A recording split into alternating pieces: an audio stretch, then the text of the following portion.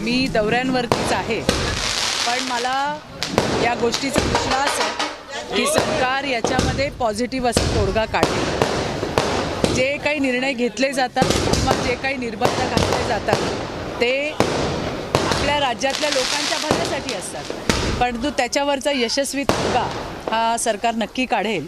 मी आजच जिल्हाधिकाऱ्यांचे जे काही मेसेजेस पाठवलेले ते मी नोटीस पाठवले आणि त्याच्यामध्ये लिहिलेलं मी वाचलेलं आहे. कालपासनं पेट्रोल पंपवर रांग होती हे खरं आहे, परंतु आज मात्र म्हणजे मी सांगोल्यापासून येते आहे, आज मात्र ती गर्दी दिसत नाही आहे. आणि याचाच अर्थ सरकारने जी काही त्या ठिकाणी बोलणं केलं असेल ते यशस्वी झालं असेल आणि आज काही मला पेट्रोल पंपांवर गर्दी दिसली नाही. काही शेतकरी कायदे आले त्याला विरोध झाला, आता वाहतूक कायद्याचा त्याला विरोध होताना दिसतोय. मागच्या शेतकरी कायदा ज्यावेळेस आणलं गेलं होतं त्यावेळेस कोणीतरी मागं आहे, आंदोलनाचं असं षडयंत्र आहे असं तुम्ही म्हणाला होतात, म्हणजे भाजपतर्फे म्हटलं गेलं होतं. आता या कायद्यांच्या आंदोलनामागे कोणी असलं असं वाटतं? असं नाही आहे. याच्यामध्ये त्यांची जी भूमिका आहे ती समजून घेण्याचीच सरकारची भूमिका असेल आणि मला वाटतं हा तोडगासुद्धा यशस्वी झाला असेल, हे बोलणं यशस्वी झालं असेल. मी जसं तुम्हाला सांगितलं की काल जी गर्दी आणि जो एक पॅनिक जी लोकं झालेली दिसली होती, 1-1 किलोमीटरच्या रांगा सोलापूरमध्येही लागल्या होत्या, आज मला ते चित्र दिसत नाही आहे.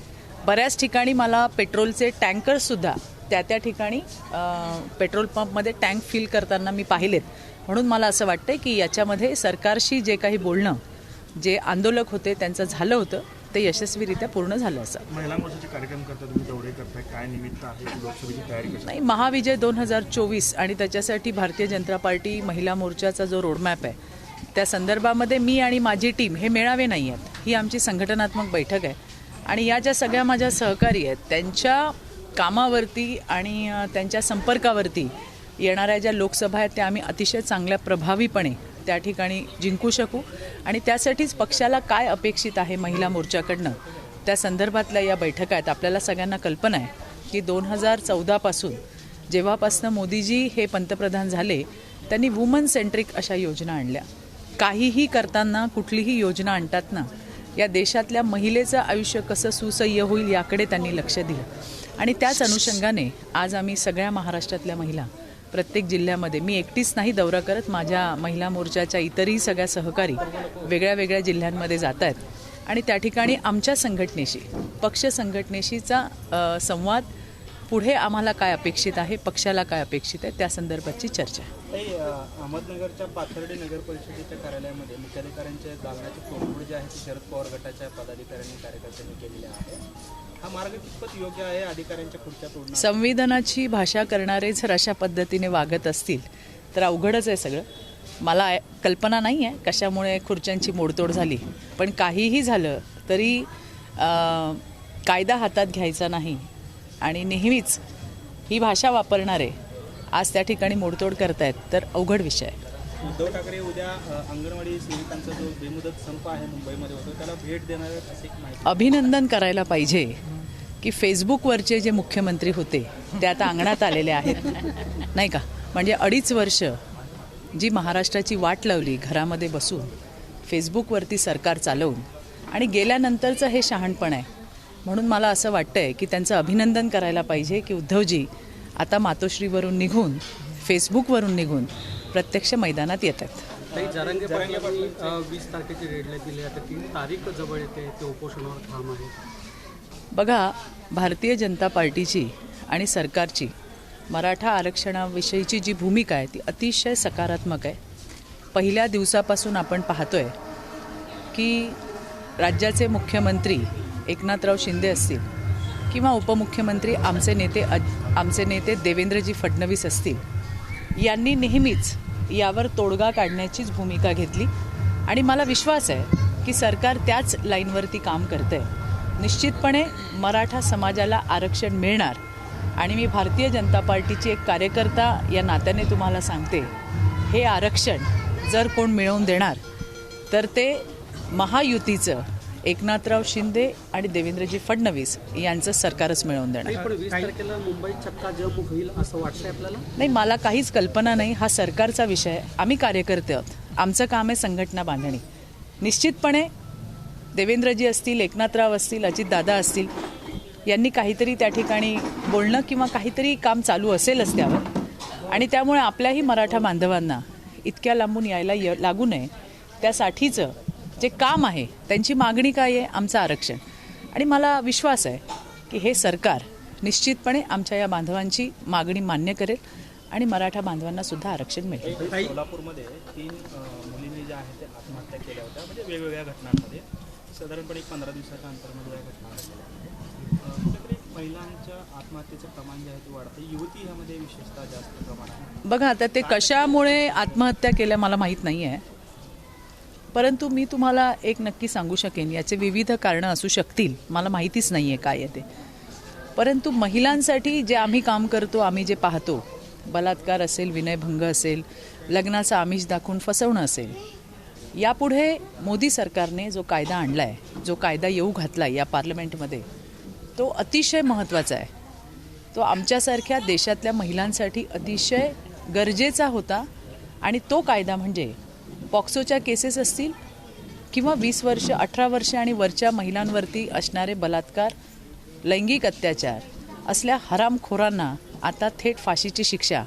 आणि लग्नाचं आमिष दाखवून महिला मुलींना फसवणं, स्वतःचं नाव बदलून, स्वतःची आयडेंटिटी बदलून महिला मुलींना फसवणं, अशा विकृत हरामखोरांना 10 वर्षाची शिक्षा आहे. मला वाटतं की ही अतिशय गरजेची बाब होती आणि ती मोदी सरकारने त्या ठिकाणी पूर्ण केली आहे. काही होतच नाही हे जे काही एक भावना महिलांच्या मनात होती, कोर्टामध्ये तारीख पे तारीख, ते आता बंद केलेलं आहे. आणि त्यामुळे लवकरात लवकर न्यायदान करणं, न्यायव्यवस्था भक्कम करणं, आणि यामुळेच आज जवळपास 100-150 वर्ष जुने असलेले IPC आणि CRPCमध्ये बदल करण्यात आलेत.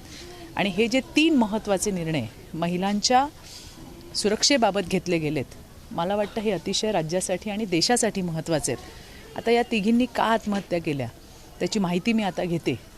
परंतु हे जे मी आता तुम्हाला सांगितलं की कायद्यात जो बदल केला आहे, त्यामुळे निश्चितपणे देशातल्या मुलीवरती कोणी वाकड्या नजरेने बघण्याची हिंमत करणार नाही, एवढा विश्वास आम्हाला सगळ्यांना वाटतो. याबाबत एक कायदा व्हावा अशी मागणी गेल्या अनेक दिवसांपासून होताना पाहायला मिळते. नितेश राणेंनी पण त्या संदर्भातली मागणी केलेली होती, मात्र ते अद्यापही नाही, नक्की होणार, पाहायला मिळत नाही. नक्की होणार की महिला मुलींना बघा, असं आहे की ज्या अल्पवयीन मुली आहेत, अल्पवयीन मुलींना फूस लावून, त्यांना फसवून, जबरदस्तीने ज्या पद्धतीने महिलांसोबत अत्याचार केले जातात, त्याच्यावरती उत्तर प्रदेशच्या धर्तीवरती महाराष्ट्रातही लव जिहाद व्हावा अशी आमच्या सगळ्यांचीच मागणी होती. आणि ती मागणी आमदार नितेश राणे यांनी सभागृहात सुद्धा बोलून दाखवली आहे. मला वाटतं त्यालाही देवेंद्रजी यांनी उत्तर दिलेलं आहे की येणाऱ्या दिवसामध्ये महाराष्ट्रामध्ये सुद्धा अशा पद्धतीचा सक्षम असा लव जिहादचा कायदा लवकरच येईल. आगामी लोकसभेच्या दृष्टीनं राम मंदिराची प्राणप्रतिष्ठापना होते, अयोध्या तो झाकी आहे, काशी मथुरा बाकी, अशा घोषणा दिल्या जातात. पुढचं लक्ष काशी मथुरा असणार? हो, का नसणार, का नसणार. आज तुम्ही बघा की संपूर्ण देशवासियांचं या राम मंदिराचं जे स्वप्न बघितलं, कित्येक लोकांनी बलिदान दिलं, आज ते साक्षात आपल्याला साकारताना दिसतंय. मला वाटतं भारत देशातला अशी माणसं नसतील की ज्यांना याचा आनंद झालेला नाही आहे.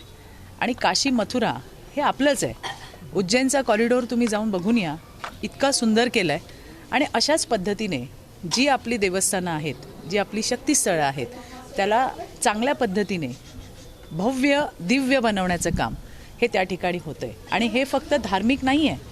तुम्ही बघा, अयोध्याच्या रामलल्लाच्या मंदिराच्या पायाभरणीनंतर, आपण काय म्हणू त्याला, स्थापनेनंतर, पायाभरणी नव्हे, स्थापनेनंतर ज्या वेळेला तिथे लोकांचा ओघ वाढेल, त्याच्याने टुरिझम वाढणार आहे, लोकल जी लोकं आहेत त्यांना उद्योग मिळणार आहेत, आणि त्या सिटीचा किंवा त्या प्रदेशाचा जो कायापालट होणार आहे, त्याच धर्तीवरती काशी असेल, मथुरा असेल, या सगळ्यांमध्येही आपल्याला पाहायला मिळेल. आणि कुणाला आनंद होत नाही. लोकसभा निवडणुकीच्या दृष्टीनं असं म्हणतात की हा भाजपचा इव्हेंट आहे. अहो, सर्व ज्ञानीचं फार मनावर घेऊ नका. मी मागेही तुम्हाला म्हटलं होतं, काहीतरी करायचं असतं, काहीतरी बोलायचं असतं. रोज सकाळी 9 वाजता येऊन त्या ठिकाणी ते बोलत असतात. मी मागेही तुम्हाला म्हटलं, 103 दिवस आतमध्ये राहून आलेला माणूस आहे, त्यांच्या डोक्याचा मनाचा विचार तुम्ही कराल की नाही? रोज सकाळी 9 वाजता बूम घेऊन जाता त्यांच्यासमोर. त्यांची मानसिक स्थिती समजा. आणि त्याच्यामुळे ते जे सगळं काही बोलतात त्याला काही फार सिरियस घेण्याची गरज नाही आहे. हे मला तुम्हाला सांगायचं. काही लोकसभा निवडणुकीसाठी भाजपनं नवीन घोषणा केलेली आहे. तिसरी बार मोदी सरकार, अबकी बार 400 पार. बिलकुल. तर बिल्कुल तीसरी बार भी मोदी सरकार और अब की बार तो 400 के पार, आणि त्याच्यासाठीच आमच्या बैठक आहेत.